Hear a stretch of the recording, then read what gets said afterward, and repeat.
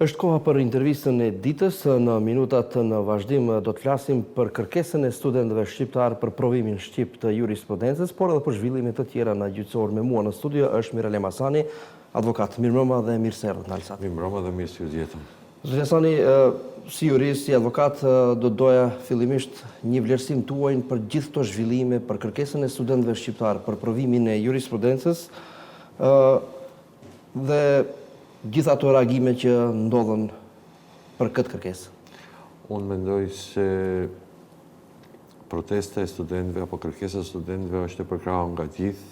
Ne është një kërkesë e realt, është një kërkesë që disa vite nuk është më herët bërë si kërkesë dhe tash për guximin e studentëve cilët kanë marrë iniciativë të mendoj se është shumë reale, shumë pozitive dhe do të kisha thënë që nëse kështu vazhdohet, do të jetë shumë pozitive si trend në Maqedoni, por nuk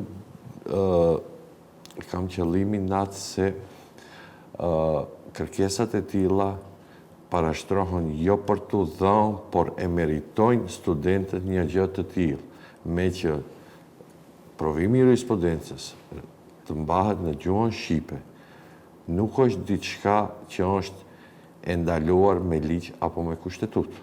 Këtu dua të pyes, a kemi të bëjmë me një problem ligjor apo me mungesë të vullnetit politik? Unë mendoj se këtu kemi të bëjmë me mungesë të vullnetit politik dhe besoj se mbas rrjedhjeve të fundit, sinjaleve që pushteti jep, besoj se edhe kjo do të ketë një zgjidhje. Nuk është diskutabile vetëm ligji për provimin e jurisprudencës. Aty kemi një sër ligjesh tjera që ngërthen, siç është ligji për notari, ligji për përmbaruesit, për ndërmjetësuesit. Kemi edhe ligjin për ato të cilët pajisen me licenca për ekspertiza, që bëhen ekspert. Edhe ai është në Ministrinë e Drejtësisë. Edhe aty kemi provime të cilat bëhen në gjuhën maqedone. Domethënë, janë disa ligje që ngërthejnë këtë me rregullimin, supozoj të ligjit mbi provimi i jurisprudencës, besoj se do të pësojnë ndryshime edhe këta ligje tjera. Do të ketë efekt, thoni, edhe për ligje tjera, apo? Po, patjetër. Se taksativ është patjetër nëse ligji mbi provimi i jurisprudencës pëson ndryshime. Në realitet inkorporohet gjuha shqipe. Patjetër të inkorporohet edhe ligji mbi avokati, ligji mbi notari, mbi përmbaruesit, mbi ndërmjetësuesit edhe kështu me radhë. Si mendoni se do të bëhet kjo? Për shkak se vetë partitë në pushtet, vetë zëvendës kryeministri i parë paralajmëroi se për çështjen e provimit të jurisprudencës është formuar tashmë një grup pune dhe premtoi se studentët do të japin provimin në gjuhën shqipe. Ju si jurist, si e shihni se do të zgjidhet ky problem? Unë mendoj tash se nuk është ndonjë problem në aspektin për bëhen ndonjë problem të madh në sistem juridik. Por kjo është komisioni mund vendos që ministri t'i udhëzohet që ai kur të shpallet, do me thënë konkursin për paraqitjen e provimit, të shpallet edhe për kushdo maqedonisht, kushdo edhe shqip. Do me thënë mos jetë vetëm në gjuhën maqedone. Unë mendoj se kjo do të jetë një zgjidhje ose ndonjë zgjidhje tjetër, nuk kam informacië si komisioni mendon ta krijë. Këtë me që unë s'kam ndonjë kontakt. Pra ju jeni optimist se do të unë jam optimist se do zgjidhet kjo mbas asaj që dëgjojmë se edhe sinjale që jep pushteti.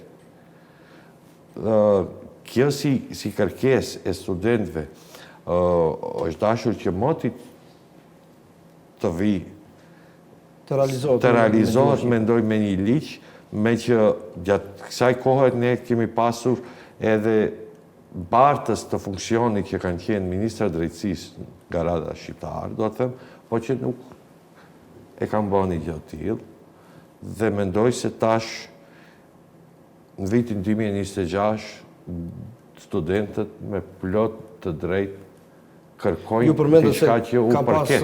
Shqiptarët kanë drejtuar disa herë me dikasterin e drejtësisë. Po. Ju personalisht keni dhënë provimin e jurisprudencës në çfarë gjuhë?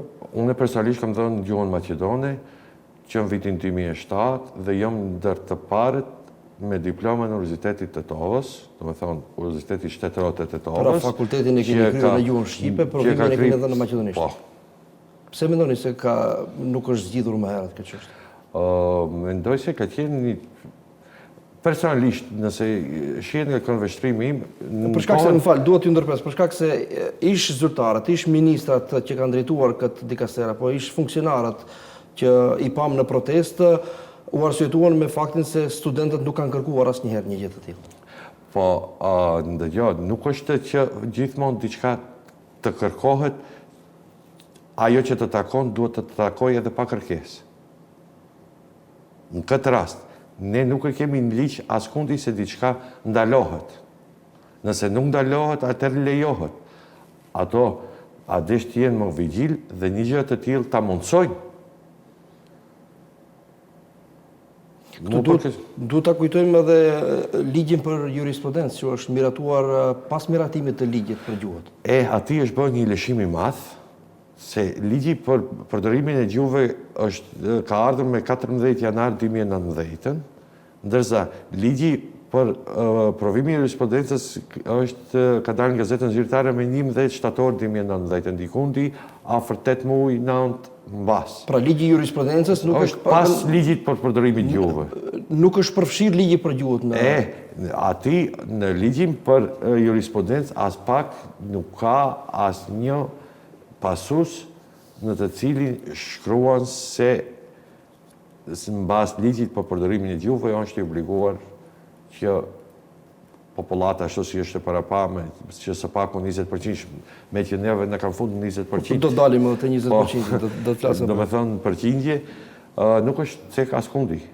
Dhe këtu nuk ka në asnjë normë nuk shkruan se në cilën gjuhë bëhet provimi në ligji. Pra shumë lehtë është mund të zgjidhet me ligjin për jurisprudencë pas miratimit të ligjit për gjuhët. Shumë rregull, shumë rregull. Është një nen të ketë edhe për gjuhët, shembull. Provimi i jurisprudencës mund të mbahet në gjuhën maqedone dhe në gjuhën e së paku 20% të ditëve. Ashtu si thotë në kushtetutë. Ashtu si është në kushtetutë edhe në ligjin e përdorimit të gjuhëve. Mirë pas një normë nuk kemi në ligjin. Zëlesani, si shihni reagimin e Fillkovit edhe pas protestës së studentëve, reagimi i tij ishte i qartë se nuk heq dorë nga qëndrimi. Tash, reagimi i tij është politik, normalisht. Ajo është i vetëdijshëm se një gjë e tillë është e mundshme të bëhet dhe normalisht mbas asaj që tregohet si do të kisha thënë si një politikan i mençur, sipas tij ka reaguar në atë mënyrë. Mendoj se për mua është një sjellje e tillë është gabim, një reagim i tillë është gabim, duke pasur ligji shumë qartë të cilin e mundson një gjë e tillë. Unë besoj se me marrëveshje politike, kur them marrëveshje politike kam qëllimin për në qeveri, se mund të tejkalohet pas një problem kjo. Edhe një pyetje për protestën. I përmendëm edhe ish zyrtarët. A mendoni se u tentua që protesta të politizohet, ajo proteste sinqerte e studentëve? Unë do të kisha thënë që politika larg protestës, larg studentëve, larg universiteteve, u tentua me të madhe nga vetë prezenca e disa personave, edhe që kanë këmbërtës të funksioneve të larta shtetënore, edhe po thoj edhe në ministrinë, në vetë dikasterin, i cili është përgjegjës për këtë çështje, kanë qenë bartës, tash ato a bëjnë politikë ditore, apo diçka tjetër e kanë pasur, nuk do të hita vlerësime, ato e sheh populli vetë dhe vlerëson vetë. Zëlesani, kthehemi tash tek 20% që atë që e përmendëm më herët, problematizimi i çështjes së jurisprudencës në Shqip e aktualizoi sërish këtë çështjen e 20%-it me akuzat të ndërsjella të politikanëve të partive, megjithatë si jurist dua t'ju pyes, duke u bazuar në deklaratat e pushtetarëve aktualisht, ato thonë se gjuha shqipe nuk është zyrtare më. Ndëgjo. Tash është gjuha shqipe zyrtare në Maqedoni apo jo? Një moment, njëherë të bëjmë një ndarje, se akoma në Maqedoni, ne se në kuptojmë se në Maqedoni nuk ekziston ligj për gjuhën shqipe. Në Maqedoni ekziston ligji për përdorimin e gjuhëve. Pikë. Gjuha shqipe në këtë ligj është e parapame si gjuhë që flasin së paku 20% e qytetarëve. Që është në kushtetutë. Ashtu si që është në kushtetutë. Do me thonë, ne jemi me përqindje të përcaktuar si në kushtetutë, ashtu edhe në ligj. Nuk kemi ligj për përdorimin e gjuhës shqipe, se gjuha shqipe është gjuhë zyrtare, se gjuha shqipe duhet në çdo institucion e kështu me radhë. Do me thonë, pastër si gjuhë shqipe. Por ne e kemi të inkorporuar gjuhën shqipe si 20% në ligjin për përdorimin e gjuhëve. Dhe kjo kështu. Unë tjetër lloj nuk di si ta lexoj këtë. Për shkak se partitë ndryshe po interpretojnë. Jo, për hir të vërtetës, unë kam edhe ligjin për përdorimin e gjuhëve para vetes, edhe thot, ne një alineja di, do ta citoj. Gjuhët tjetër që e flasin së paku 20% e qytetarëve, në Klapa është gjuha shqipe, gjithashtu është gjuhë zyrtare dhe alfabeti i saj në pajtim me këtë ligj. Po megjithatë ne një e thot gjuhën. Ndërsa ne një thot në tërë territorin e Republikës së Maqedonisë dhe në marrëdhëniet e saj ndërkombëtare gjuhë zyrtare është gjuha maqedonase dhe alfabeti i saj cirilik. Pik. Kjo është pastër t'i tregon kufit se ku do dhe çfarë është. Si mendoni se do të zgjidhet kjo? Për shkak se nuk kemi dëgjuar që ka një vullnet nga vëmëroja për ndryshimet kushtetuese, kur është diskutuar për ndryshimet kushtetuese që janë kusht për në Bashkimin Evropian, aty sigurisht se duhet të intervenohet në atë moment edhe me 20%. Dhe jo, ne kemi pas 2 apo 3 herë nëse zgaboj ndryshime kushtetuese kohëve të fundit. Pas 2001-shit. Dhe unë mendoj se gjatë asaj kohe proklamoheshte se është gjithçka zyrtare dhe marrëveshja orit është inkorporuar në gjithë sistemin, është inkorporuar gjitha ligjet, del tash se diçka cungon. Unë personalisht që në fillim kur ka ardhur ligji kam ditë se është ashtu. Se ashtu e kam lexuar se si shkruan ligji dhe çka është ligji. Po ato kampanjat politike e bëjnë vetën që mundohen ku por tash në dul ja dhe problemin që ka tonë kushtetuese. Me atë që thët kryetari se parat shumë gjëra në Maqedoni, mendimi ime është personal, se nuk janë të zgjedhura një herë për gjithmonë. Megjithatë për këtë çështje ka një mendim nga Komisioni i Venecias. Komisioni i Venecias për mua është një komision konsultativ, nuk është obligativ. Dhe në atë komisioni, mendimet e Komisionit i Venecias, nuk mund t'i marrëm, si e them, njëjtë ashtu si ato mendojnë. Nuk mund suedezi ose dikush tjetër, parasysh kush. Po, megjithatë institucionet sa ato kanë pastruar me këtë gjëra që moti. Institucionet megjithatë zotëri Hasani kur e zbatojnë apo kur nuk e zbatojnë gjithmonë thirrën edhe në ato. Mirë, po, ama nuk është obligativ për mua. I fundit ishte kryeministri Mickoski u thirr në vërejtjet e Komisionit Venecias për zbatimin e gjuhës në gjyqësor. Shumë rregull, Komisioni i Venecias ka dhënë mendim. Ne duhet ta shohim se ai kemi gjyqësorin përgatitur për atë punë. Mos na ndodhesi me ligjin e procedurës penale. Murëm ligjin e procedurës penale. Edhe tash na hasën shumë probleme. Pra, realisht, edhe mbas këtij ligji që është në fuqi, gjyqësori nuk flet shqip në Maqedoni. Jo. Akoma personi ka të drejtë i drejtohet gjuhës shqipe. Gjithë materialet i pranohet përkthjera gjuhën shqipe, bashkë me argjikimin, por e tërë procedura në seancë gjyqësore është në gjuhën maqedone. Po jo vetëm në seanca gjyqësore, ju keni qenë edhe në Këshillin e Prokurorëve, as në atë institucion nuk flitet shqip, as në Këshillin gjyqësor. Po, është e vërtetë. Të paktën as seancat nuk udhiqen në gjuhën shqipe. Ka këtu shkelje? Ka shkelje për mu, po mu për atë unë e them se ne gjuhën shqipe nuk e kemi zgjidhur një herë për gjithmonë. Nuk e kemi zgjidhur çështjen e cila na takon.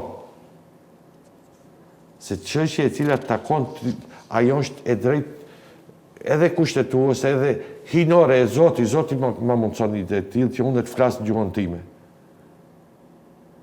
Është e parapame me gjitha kartat ndërkombëtare, është e mbrojtur. Mirë po, tek ne, një ndër ato, thash është promotori i këtyre krizave, këtyre probleme, është vetë kushtetuta.